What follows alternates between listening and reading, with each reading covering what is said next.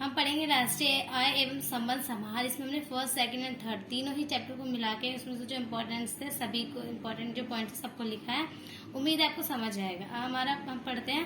सबसे पहले उपभोक्ता वस्तुएं क्या होती है। ये वो अंतिम वस्तुएं या सेवाएं होती है जो प्रत्यक्ष रूप से उपभोक्ता की मानवीय आवश्यकता को पूरा करती है। ठीक है। उपभोक्ता द्वारा क्रय की गई वस्तुएं और सेवाएं उपभोक्ता वस्तुएं कहलाती है। मान लो कि जैसे हमने कोई वस्तु या कोई सेवा हमने जो क्रय करा है तो वो उपभोक्ता वस्तु कहलाएंगी।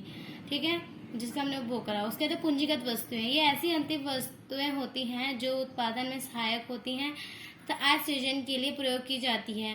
ये उत्पादक की पूंजीगत परिसंपत्ति में वृद्धि करती है तथा इनकी प्रकृति टिकाऊ होती है। मतलब पूंजीगत वस्तुएं वस्तु हो जाएगी जो उत्पादन में सहायक होती हैं और आय सृजन के लिए बहुत इंपॉर्टेंट। मान लो जैसे कि मैंने कोई वस्तु या मशीनरी खरीदी, एक तो वो उत्पादन क्रिया में हमारी हेल्पफुल है, दूसरा ये है कि उससे हमें आय भी मिल रहा है, और तीसरा वो बहुत साल तक हम उसका यूज भी कर सकते हैं। और एक ये चीज होती है इसका मूल्यह्रास भी होता है।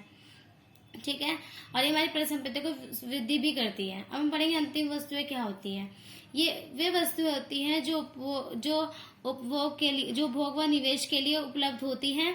ये पुनर्विक्रय का मूल्यवर्धन के लिए नहीं होती है। उपभोक्ता द्वारा उपयोग की गई सभी वस्तुएं व सेवाएं अंतिम वस्तुएं होती हैं। अब अंतिम वस्तुएं व वस्तु हो जाएंगी। अंतिम वस्तु होती है जो कि जिनकी अंतिम वस्तु होती है जो कि हमारे निवेश के लिए उपभोग, मतलब हमारे भोग के लिए और निवेश के लिए उपलब्ध होती है। उसमें निवेश भी कर सकते हैं और उसका उपभोग भी कर सकते हैं। एक ये होता है कि हम इसका पुनः विक्रय नहीं कर सकते हैं, और एक मूल्यवर्धन भी, इसका मतलब मूल्य वृद्धि भी नहीं कर सकते इसके द्वारा। और एक ये होता है कि उपभोक्ता द्वारा उपयोग की गई सभी वस्तुएं सेवा अंतिम वस्तुएं होती हैं।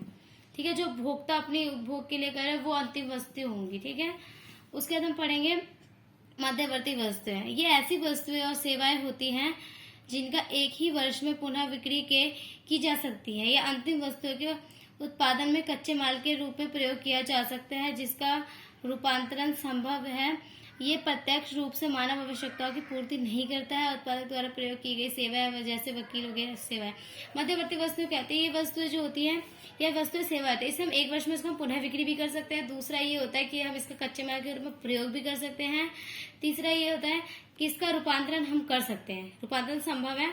और उसके बाद है कि हमारी आवश्यकता को प्रत्यक्ष रूप से पूर्ण नहीं करता है, परंतु हमारी आवश्यकताओं को पूर्ण करता है। और उसके बाद है कि अब इसका उदाहरण हम ले सकते हैं कि जैसे हमारा सेवाएं होगी, वकील की सेवाएं, कच्चे माल हो गए, ये सब कच्चे माल का प्रयोग हम कर सकते हैं पुनः बिक्री के लिए। या जैसे कभी कोई क्वेश्चन आ जाएगा कि मध्यवर्ती वस्तुएं में क्या होगा, जैसे हमने एक कार ली, वो मध्यवर्ती वस्तुएं अंतिम वस्तुएं, तो इसमें आपको कंफ्यूज करेगा। तो आपको कंफ्यूज नहीं होना है कि जो अगर मान लीजिए अगर एक शोरूम वाले ने कार खरीदी है तो उसके लिए वो मध्यवर्ती वस्तु है। और अगर एक हमने मान लो अपने पर्सनल यूज के लिए करी है, कार खरीदी है यूज के लिए, तो हमारी अंतिम वस्तु है।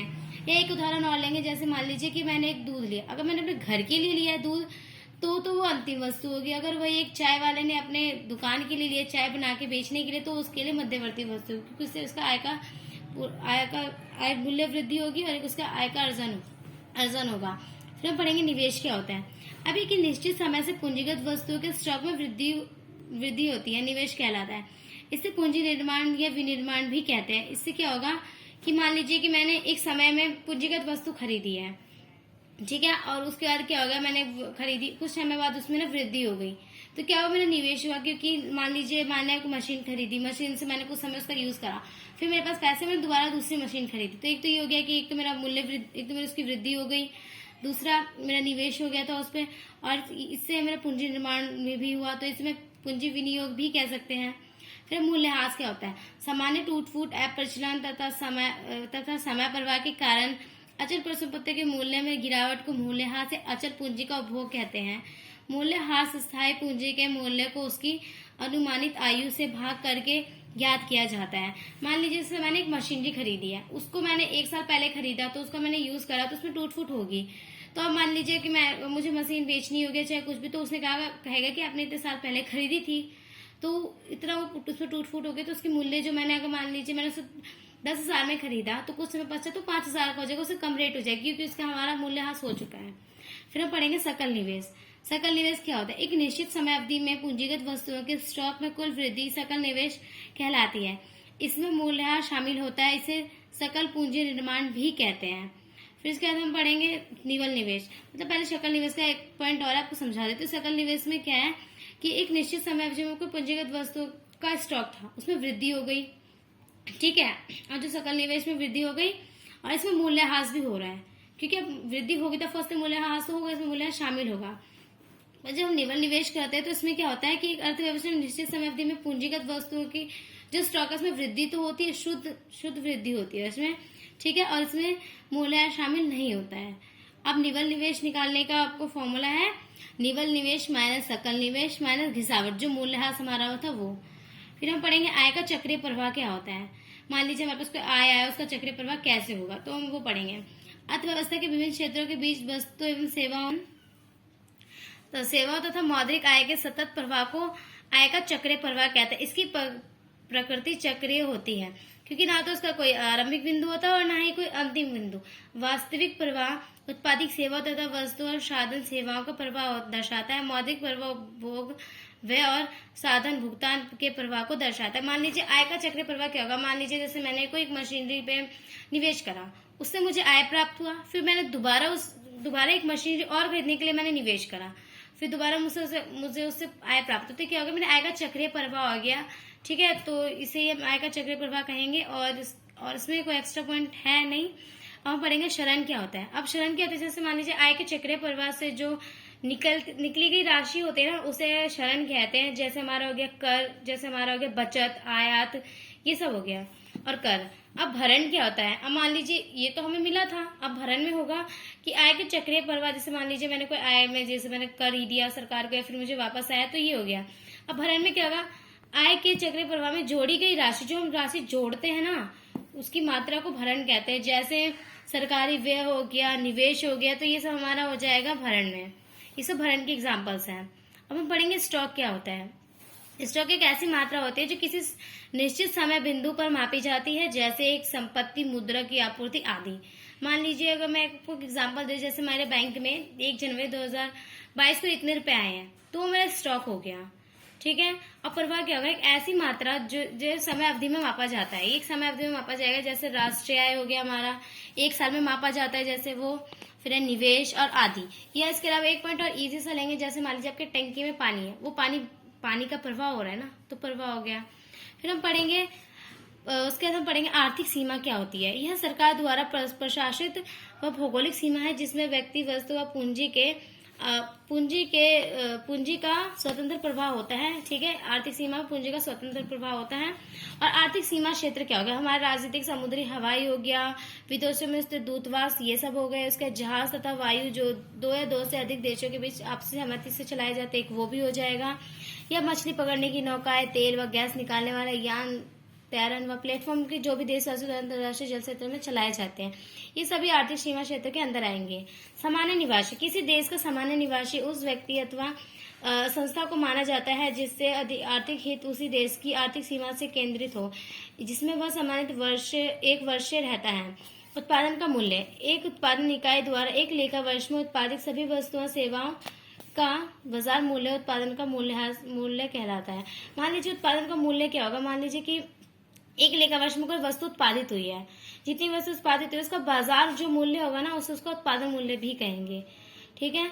वो बाजार मूल्य ही उसका उत्पादन मूल्य कहलाएगा। उत्पादन मूल्य निकालने का फॉर्मूला के बाद उत्पादन मूल्य निकालेगा, तो हमने देखेंगे बेची गई इकाई कितनी थी, फिर इंटू में बाजार कीमत उसकी कितनी थी, उसके बाद प्लस में स्टॉक में परिवर्तन कितना हुआ, वो हम पढ़ेंगे, मतलब वो करेंगे तो हमारा उत्पादन का मूल्य निकल जाएगा। फिर हम पढ़ेंगे साधन आय, उत्पादन के साधनों जैसे श्रम, पूंजी तथा उद्यम द्वारा उत्पादन प्रक्रिया में प्रदान की गई सेवाओं में प्राप्त आय साधन आय कहलाती है। जैसे वेतन व मजदूरी, किराया, ब्याज आदि। जैसे मान लीजिए कि मैंने श्रम करा तो मुझे उससे वेतन मिलेगा, या मेरे पास कोई भूमि थी, मैंने उसे घर बनाया, घर को किराए पे लगा दिया, तो मुझे उससे भी वेतन प्राप्त होगा, मुझे उससे भी पैसे मिलेंगे। या फिर मान लीजिए मैंने कहीं पे मजदूरी करी तो उससे भी मुझे पैसे मिलेंगे। अब हम पढ़ेंगे हस्तांतरण भुगतान। ये एक पक्षीय भुगतान होता है। इसमें क्या होता है कि एक पक्ष में एक पक्ष ही मिलता है, जिसमें बदले में कुछ नहीं मिलता, बिना किसी उत्पादन सेवा के प्राप्त आय, जैसे वृद्धावस्था में पेंशन, कर, आपूर्ति आदि। मान लीजिए हस्तांतरण में क्या एक पक्षी होता है कि हम तो कोई सेवा प्रदान नहीं करें ना, हम कोई कार्य करें ना, हम सेवा प्रदान करें, फिर भी हमें पैसे मिल रहे हैं, तो उसे हस्तांतरण आय कहते हैं। इसका इसी से एग्जाम्पल लेंगे, जैसे हमें हमारे पापा ने कुछ पैसे दिए तो हमारा हस्तांतरण आय है। उससे तो हमने कोई सेवा या कोई वस्तु हमने दी नहीं जिसके बदले हमें मिले। ठीक है, तो कभी कोई क्वेश्चन आएगा कि राष्ट्रीय आय में किन किन आयों को नहीं मतलब शामिल किया जाता, तो पहले एक तो होगा हमारा हस्तांतरण आय को तो हम शामिल नहीं करेंगे, क्योंकि ये तो हमने ना कोई सेवा ना कोई वस्तु कुछ देके प्राप्त नहीं किया है, तो इसे हम राष्ट्रीय आय में आकलन नहीं करेंगे। तो कृपया करके इसे ना जोड़े, नहीं तो आपका आंसर गलत हो सकता है। फिर हम पढ़ेंगे पूंजीगत लाभ। पूंजीगत संपत्ति तथा वे संपत्तियों के मूल्य में वृद्धि जो समय बीतने के साथ साथ होती है, वह क्रय मूल्य में अधिक से अधिक मूल्य लेता है। यह संपत्ति की बिक्री के समय प्राप्त होता है। देखिए, जैसे मान लीजिए कि एक हमने संपत्ति खरीदी, उस संपत्ति को हमने खरीदा 6 लाख में, कुछ समय पश्चात हमने उसको छोड़ दिया और उस जगह की या उस संपत्ति की मूल्य वृद्धि हो गई, उस जगह की कीमत 8 लाख हो गई, तो इससे क्या होगा कि हमारा मूल्य वृद्धि हो गया संपत्ति में, तो ये हमारे लिए अच्छा ही है, तो इसलिए इसको बोलते हैं पूंजीगत लाभ हमें प्राप्त होता है, पूंजीगत लाभ जो हमें जमीन से प्राप्त हुई थी। फिर हम पढ़ेंगे कर्मचारी का प्रशासन। या मान लीजिए श्रम साधन द्वारा उत्पादन प्रक्रिया में प्रदान की गई साधन सेवाओं के लिए किया गया भुगतान का परिश्रम कहलाता है। इसमें वेतन, मजदूरी, बोनस, नियोजकों द्वारा सामाजिक सुरक्षा में योगदान शामिल होता है। कर्मचारी में क्या होगा, जैसे मान लीजिए मैंने कोई काम करा, ठीक है, उसके बाद मैंने कर्मचारी का परिश्रम, मैंने कोई काम करा और मुझे उसके बदले पैसे मिले, तो कर्मचारी पारिश्रमिक में आएगा। फिर पढ़ेंगे परिचालन अधिशेष। उत्पादक प्रक्रिया में श्रम को कर्मचारी का पारिश्रमिक का भुगतान करने के पश्चात जो राशि बनती है वो परिचालन अधिशेष कहलाता है। ये किराया, ब्याज और लाभ का योग होता है। मान लीजिए मैंने कहीं पे काम करा था तो मुझे वहां से पैसा मिला, ठीक है, और उसमें परिचालन अधिशेष कहेंगे। ये किराया, ब्याज और लाभ का योग होता है। हमारा जो किराया हो गया, पैसे में जो मिले वो, और ब्याज, सबका मिला के जो होता है, इसे मतलब सबका योग होता है ये सहायकी। अब हम पढ़ेंगे सहायकी क्या होती है। अब हम पढ़ेंगे घरेलू समाहार क्या होता है। बाजार कीमत पर सकल घरेलू उत्पाद। मान लीजिए हमारे बाजार कीमत पे मैंने कोई वस्तु है, हमारे कोई वस्तु हो गया जो जीडीपी होगा, सकल घरेलू उत्पाद, हमें पता है जीडीपी या एट एमपीटी, इसकी बाजार कीमत में हो, तो हम पढ़ेंगे एक लेखा वर्ष या अवधि में अर्थव्यवस्था की घरेलू सीमा के अंतर्गत उत्पादित समस्त अंतिम वस्तुओं सेवाओं के बाजार मूल्य के योग को बाजार कीमत पर सकल घरेलू उत्पाद कहते हैं। ये इजी से आपको समझ आ गया होगा, तो मुझे नहीं लगता कि मुझे आपको इसे एक्सप्लेन करने की जरूरत है। बाजार कीमत पर निवल वैश्य देशीय उत्पाद, ठीक है। हम पढ़ेंगे net domestic product at MP. ये तो आपको पता ही होगा, इसको निकालने का फॉर्मूला है net domestic product at empty is equal GDP at empty minus मूल्यह्रास। हमारा मूल्यह्रास हो तो वो। अब हम पढ़ेंगे कारक लागत पर निवल देशीय उत्पाद या घरेलू आय। मतलब हमारा जो ये क्या, हम पढ़ेंगे कारक आय पे जो भी था, ठीक है।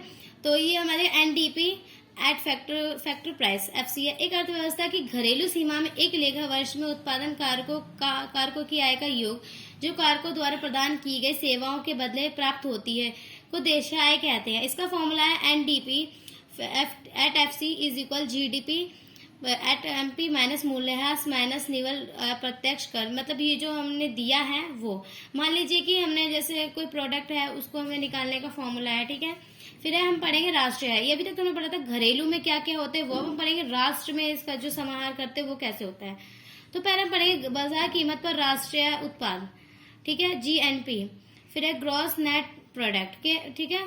फिर एक देश के सामान्य निवासियों द्वारा एक वर्ष में देश की घरेलू सीमा व विदेशों में उत्पादित अंतिम वस्तुओं और सेवाओं के बाजार मूल्य के योग को बाजार कीमत का पर सकल राष्ट्रीय उत्पाद, ये हमारा फुल फॉर्म है जीएनपी एट एमपी कहते हैं। इसका फुल फॉर्म होगा gross domestic product MP plus NFIA is equal GNP. इसका फॉर्मूला है निकालने का, तो ये आप याद कर लीजिए, आपके लिए मोस्ट इम्पोर्टेंट है।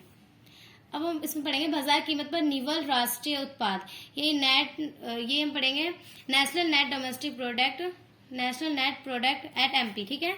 इसका निकालने का फॉर्मूला आता है national net product at MP is equal, ठीक है, ग्रॉस नेट प्रोडक्ट, ठीक है, एमपी माइनस मूल्य से इसका निकालने का फॉर्मूला है, तो आप याद कर लीजिए, काम में आएंगे, नहीं तो मतलब आगे प्रॉब्लम हो सकती है। राष्ट्रीय आय हम पढ़ेंगे एनएनपी फैक्टर प्राइस। एक देश में सामान्य निवासियों द्वारा एक लेखा वर्ष में देश की घरेलू सीमा व शेष विश्व में अर्जित कारक आय का योग राष्ट्रीय आय कहलाती है।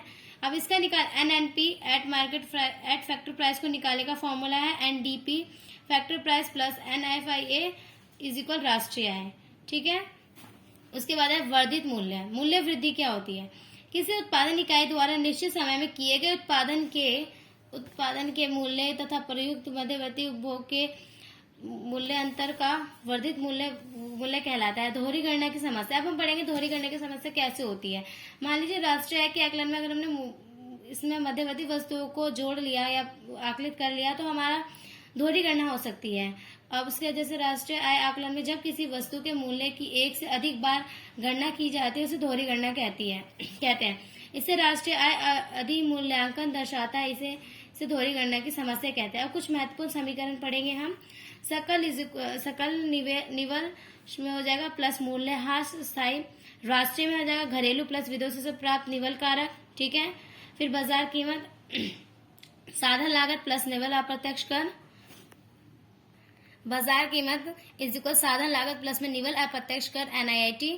फिर हम पढ़ेंगे निवल प्रत्यक्ष कर NIT इज इक्वल प्रत्यक्ष कर माइनस सहायक की मतलब आर्थिक सहायता। ये फॉर्मूला है हमारा NIT निकालने का, तो इसे याद कर लीजिए, आपके लिए यूजफुल होगा। विदेशों से शुद्ध साधन कारक है, जो हमें विदेशों से प्राप्त होता है वो निकालने का फॉर्मूला है। विदेशों से साधन आय, जो हमें विदेशों से साधन आय प्राप्त हो वो माइनस विदेशों को साधन आय, मतलब जो विदेशों को साधन आय हमें हमसे प्राप्त हो एक हो। राष्ट्रीय आय अनुमानित करने की विधि। अब राष्ट्रीय आय को हम मापेंगे कैसे? इसको मापने की 3 विधियां होती हैं। आय विधि, फिर उसके बाद हमारे आय विधि है, फिर उसके बाद हमारे व्यय विधि है, और उसके बाद हमारी तीसरी विधि। तो अभी हम आय विधि और व्यय विधि पढ़ते हैं। आय विधि ये कौन सी विधि होती है? साधन लागत पर निवल घरेलू उत्पाद, निवल घरेलू साधन आय मतलब NDP एट फैक्टर प्राइस, कर्मचारी का परिश्रमिक प्रचलन अधिशेष प्लस स्वनिर्जित की श्रमिक मिश्रित आय। इसमें हम ये पढ़ेंगे, ठीक है। द्वितीय चरण में हम पढ़ेंगे साधन लागत पर निवल राष्ट्रीय आय। राष्ट्रीय आय इज इक्वल साधन लागत पर निवल घरेलू उत्पाद प्लस विदेशों से प्राप्त निवल साधन आय। इसका फॉर्मूला है, याद कर लीजिए, आपके लिए यूजफुल होगा, नहीं तो आपके प्रॉब्लम हो सकती है, तो इसे याद कर लीजिए। NNP eight factor price is equal NDP eight factor price plus में NFIA। NNP फैक्टर प्राइस निकालने का फॉर्मूला है ये, तो आप याद कर लीजिए, आपके लिए यूजफुल होगा। उत्पाद विधि अथवा मूल्य वर्धित विधि हम पढ़ेंगे। इसका पहले ये कि बाजार कीमत पर जो हम सकल घरेलू या GDP एट फैक्टर प्राइस निकालने का फॉर्मूला है प्राथमिक क्षेत्र द्वारा वर्धित मूल्य प्लस में द्वितीय क्षेत्र द्वारा सकल वर्धित मूल्य तथा प्लस में तृतीय क्षेत्र द्वारा सकल वर्धित मूल्य, इन सभी मूल्यों को जोड़ा जाएगा। या फिर हम दूसरा फॉर्मूला यूज कर सकते हैं, बाजार कीमत पर सकल घरेलू उत्पाद या GDP eight market price is equal बिक्री प्लस में स्टॉक में परिवर्तन माइनस मध्यवर्ती उपभोग। इससे हम निकाल सकते हैं GDP एट मार्केट प्राइस, ठीक है। फिर द्वितीय चरण, अब हम द्वितीय चरण में हम ये करेंगे बाजार कीमत पर निवल घरेलू उत्पाद NDP इज इक्वल बाजार कीमत पर सकल घरेलू उत्पाद GDP eight factor price market price minus मूल्यह्रास। ये हमारे निकालने का फॉर्मूला है। तृतीय चरण में पढ़ेंगे कारक लागत पर निवल घरेलू उत्पाद NDP factor price is equal कीमत पर निवल घरेलू उत्पाद माइनस शुद्ध अप्रत्यक्ष कर, ठीक है। अब हम पढ़ेंगे चतुर्थ चरण, कारक लागत पर निवल राष्ट्रीय उत्पाद राष्ट्रीय आय NNP factor price is equal कारक लागत पर निवल घरेलू उत्पाद NDP विदेशों से प्राप्त निवल कारक आय NFI जो भी है। अब हम पढ़ेंगे व्यय विधि, ठीक है। इसमें हम देख रहे हैं कि मतलब देख सकते हैं कि इसमें से फॉर्मूले हैं, ये तो आप इजीली याद कर सकते हैं। तो अगर इसके जो न्यूमेरिकल्स है मैं आपको 1-2 क्वेश्चंस करके सॉल्व दिखा दूंगी तो आपको उसमें ज्यादा इजी होगा, ऐसे इसमें बहुत प्रॉब्लम हो सकते हैं। तो हम नेक्स्ट टॉपिक पे चलते हैं। यदि आपको इसमें कुछ समझ नहीं आया तो आप कमेंट कर लीजिएगा, हम आपको समझा देंगे। तो आप देख सकते हैं कि हमने भी कितने अच्छे से पढ़ा था, एक्सप्लेन करा था। अब इसमें हमें टेबल दे रखी है नीचे में, हम आपको जूम करके दिखा रहे हैं। आप देखिए इजीली आपको समझ आ जाएगी। इसे हमने भी एक्सप्लेन करा था, तो इसलिए हमें इसे दोबारा अब जरूरत नहीं है इसे एक्सप्लेन करने की। आप एक बार टेबल देख लीजिए, आपको इजीली समझ आ जाएंगी। तो देख लीजिए जूम करके अच्छे से, आपको आगे प्रॉब्लम नहीं होगी। अब हम नीचे पढ़ेंगे सावधानियां। अब इनकी सावधानियां क्या, मान लीजिए हम ये इनको यूज तो कर रहे हैं राष्ट्रीय के आकलन पर, इसकी सावधानियां में क्या क्या करनी चाहिए। एक तो मूल्यवर्धित विधि जो हमने पहली विधि पढ़ी थी उसमें ये था दोहरी गणना से हमें बचे रहना होगा। वस्तुओं के पुनः विक्रय को सम्मिलित नहीं करना। मान लीजिए कि मैंने कोई वस्तु बेचा, उसको तो हमने पहले क्रय कर लिया, अब उसको दोबारा विक्रय नहीं करना, दोबारा उसको हमने नहीं जोड़ना, क्योंकि मुझे पहले जोड़ चुके होते हैं। तो कोई वर्ष में किसी वस्तु का विक्रय हुआ है ना, तो उसी वर्ष की राष्ट्रीय आय की गणना में से सम्मिलित कर लिया जाता है। तो हमें पुरानी वस्तुओं के विक्रय को नहीं जोड़ना चाहिए। और तीसरा है स्व उपयोग के लिए उत्पादित वस्तु को सम्मिलित किया जाता है। मान लीजिए हमने अपने उपयोग के लिए करा तो उन वस्तु को उत्पाद को हम कर सकते हैं। अब आय विधि में हस्तांतरण आय को सम्मिलित नहीं करेंगे। ये मैंने आपको पहले ही बताया था कि हस्तांतरण आय को हम राष्ट्रीय आय के आकलन में सम्मिलित नहीं करेंगे। पूंजीगत लाभ को सम्मिलित नहीं करते हैं, जो में पूंजीगत लाभ हो उसको भी सम्मिलित नहीं करेंगे हम। फिर है स्वउपयोग के लिए उत्पादित वस्तु से उत्पन्न आय को सम्मिलित करते हैं हम, ठीक है, उसको हम करेंगे। उत्पादकर्ता द्वारा प्रदान मुफ्त सेवाओं को सम्मिलित करते हैं। जो मान लीजिए जो भी हमने उत्पादकर्ता ने जो हमें सेवाएं दी हैं उसको भी सम्मिलित करेंगे। अव्यय विधि, मध्यवर्ती व्यय को सम्मिलित नहीं कर सकते। जो मध्यवर्ती व्यय होगा उसको तो हमें बिल्कुल ही सम्मिलित नहीं करना है, नहीं तो मतलब मध्यवर्ती व्यय को सम्मिलित नहीं करेंगे क्योंकि इससे दोहरी गणना हो सकती है। इसे हम पढ़ेंगे। पुनः विक्रय वस्तुओं की खरीद पर व्यय को सम्मिलित नहीं करते हैं। ठीक है, मान लीजिए मैंने कोई वस्तु पुनः विक्रय की वस्तु पर जो मैंने खरीद करा उसको सम्मिलित नहीं करेंगे। वित्तीय परिसंपत्तियों पर व्यय सम्मिलित नहीं करेंगे। जो हमारी वित्तीय परिसंपत्ति थी उसको हम सम्मिलित नहीं करेंगे। हस्तांतरण भुगतान को तो सम्मिलित नहीं करते हैं, ये हमने पहले ही बोला था। अब पढ़ेंगे जीडीपी का स्वरूप कितने प्रकार के, तो 2 प्रकार के होते हैं। तो वास्तविक जीडीपी, एक मौद्रिक जीडीपी। तो वास्तविक क्या होता है? एक अर्थव्यवस्था की घरेलू सीमा के अंतर्गत एक वर्ष में अवधि में उत्पादित सभी अंतिम वस्तुओं सेवाओं के मूल्यांकन आदि आधार पर वर्ष की कीमतों पर किया गया जाता है, तो उसे वास्तविक सकल घरेलू उत्पाद कहते हैं। इसे स्थिर कीमतों पर सकल घरेलू उत्पाद भी कहते हैं। यह केवल उत्पादन मात्रा में परिवर्तन के कारण परिवर्तित होता है। इसे आर्थिक विकास का एक सूचक माना जाता है। मतलब इसमें हो गया कि मान लीजिए एक देश में कोई एक समय अवधि में, एक वर्ष में ना, एक उत्पादित वस्तु या सेवाएं जो हो गई उसमें जो हमें उसकी जो कीमत, स्थिर कीमत जो होती है ना, उस पर जो वे, तो फिर हम इसमें बता रहे थे कि मतलब बताएंगे आपको कि इसमें क्या होगा। जो हमारे एक वर्ष में जो भी हमारी परिसंपत्ति, सेवाएं, जो वस्तुएं थी ना, उनकी जो कीमती होती है ना, वास्तविक जो कीमती होती है या स्थिर कीमत होती है, उसे हम कहेंगे वास्तविक सकल घरेलू उत्पाद। ठीक है, और इस स्थिर कीमतों पर सकल घरेलू उत्पाद भी कहते हैं, हम ये भी कह सकते हैं।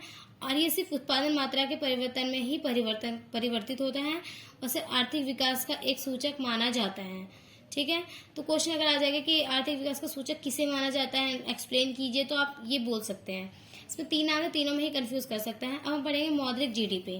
अब एक अर्थव्यवस्था की घरेलू सीमा के अंतर्गत एक वर्ष में के अवधि में उत्पादित वस्तुएं और जो अंतिम वस्तुएं, जो सेवाएं होती है, उसके जो मूल्यांकन किया जाता है ना, चालू वर्ष की कीमतों पर किया जाता है, उसे मौद्रिक जीडीपी कहते हैं। इसे चालू कीमतों पर जीडीपी भी कहते हैं। यह उत्पादन मात्रा तथा कीमत दोनों में परिवर्तन से प्रभावित होता है। इसे आर्थिक विकास का एक सूचक नहीं माना जाता है।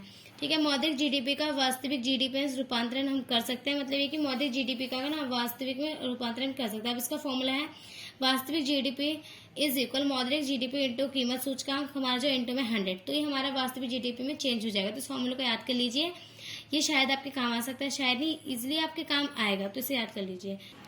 चूंकि कीमत सूचकांक चालू कीमत अनुमानों को घटाकर स्थिर कीमत अनुमान के रूप में लाने में तो एक असमायक की भूमिका अदा करता है, इसलिए उसे सकल घरेलू उत्पाद अपस्पायक कहते हैं। ठीक है, घरेलू सीमा उत्पादक सकल घरेलू उत्पाद एवं कल्याण, हम ये पढ़ेंगे। सामान्य सकल घरेलू उत्पाद एवं कल्याण में प्रत्यक्ष संबंध होता है। उच्चतर जीडीपी का अर्थ होता है वस्तु एवं सेवाओं का अधिक उत्पादन होना। इसका तात्पर्य है कि वस्तु एवं सेवाओं को अधिक उपलब्ध करना, परंतु इसका अर्थ यह निकलना है कि लोगों को कल्याण पहले से ही अच्छा है, आवश्यक नहीं है। सरल शब्दों में उनका उच्चतर जीडीपी का तात्पर्य लोगों को कल्याण में वृद्धि का होना आवश्यक है। मतलब ये कि मान लीजिए अगर हमें कल्याण मिलेगा तो ऑफकोर्स हमारा जीडीपी भी अच्छा होगा, और जीडीपी अच्छा होने के लिए तो लोगों को कल्याण होना ही चाहिए। तो मतलब ये हमारा पूरक है, तो ये भी हमारे इंपॉर्टेंट है, थोड़ा इस पर नजर डालें। जैसे जीडीपी की संरचना, अब जीडीपी की संरचना कैसे होती है? जीडीपी अर्थव्यवस्था में उत्पाद की संरचना को नहीं दर्शाता है। यदि जीडीपी में वृद्धि युद्ध सामग्री के उत्पादन के वृद्धि के कारण है, तो जीडीपी में वृद्धि से अधिक कल्याण में वृद्धि नहीं होगी।